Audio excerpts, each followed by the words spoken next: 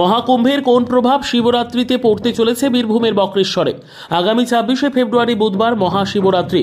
পঞ্জিকা ও তিথি অনুযায়ী বুধবার সকাল 9:40 শিব চতুর্দশী লাগছে এবং বৃহস্পতিবার অর্থাৎ পরের দিন সকাল 9:30 পর্যন্ত শিব চতুর্দশী তিথি থাকছে। তাই রাজ্য তথা জেলার বিভিন্ন শিবক্ষেত্রগুলি সাজিয়ে তোলা হচ্ছে। তেমনি বীরভূমের বক্রেশ্বর একদিকে যেমন শিবক্ষেত্র, অন্যদিকে সতীপীঠ। তাই বক্রেশ্বরের শিব চতুর্দশী ও শিবরাত্রির গুরুত্ব ও জনপ্রিয়তা অনেক বেশি।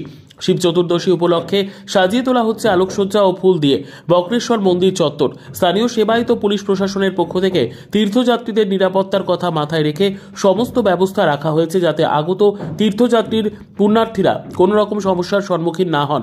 সারা বক্রেশ্বর জুড়ে লাগানো হয়েছে একাধিক সিসিটিভি ক্যামেরা, কিন্তু সমস্ত ব্যবস্থায় পরিকল্পনা মতো হলেও বহু মানুষের মনে, বিশেষ করে স্থানীয় ব্যবসায়ীদের মধ্যে অনেকেই ধোঁয়াশায় রয়েছেন। অন্যান্য বছরের ন্যায় বছরেও কি বক্রেশ্বরে শিব চতুর্দশী উপলক্ষে হাজার হাজার তীর্থযাত্রীর ঢল নামবে, নাকি মহাকুম্ভের জন্য তীর্থযাত্রীদের ভিড় কম হবে বক্রেশ্বরে?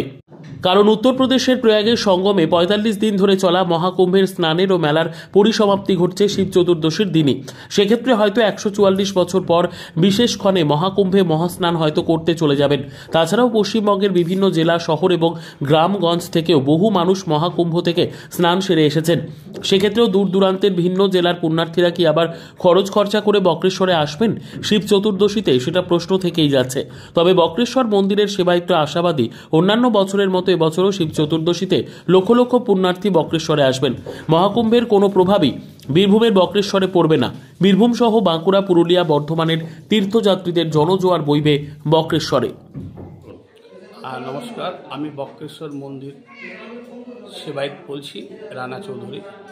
আমাদের মহাশিবরাত্রি আজকে বাবার বার।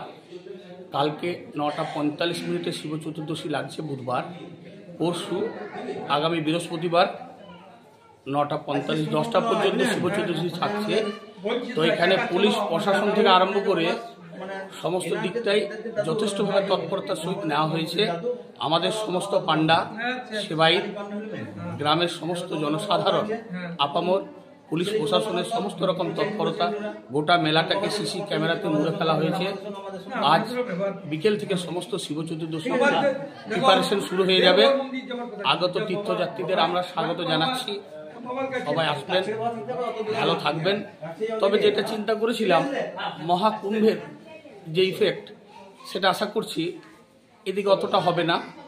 কারণ প্রত্যেক বছর যে শিবরাত্রির ঢেউ থাকে, সেটা আমরা আজ থেকে লক্ষ্য করতে পারছি। আর দ্বিতীয়ত, যদি কেউ কুম্ভে স্নান তারা সেরে চলে এসেছে মহাশিবরাত্রির জন্য, কালকে অগণিত ভক্তের ভিড় হবে। আপনার নাম? আমার নাম হচ্ছে রানা চৌধুরী, বক্রেশ্বরের সেবায়িত।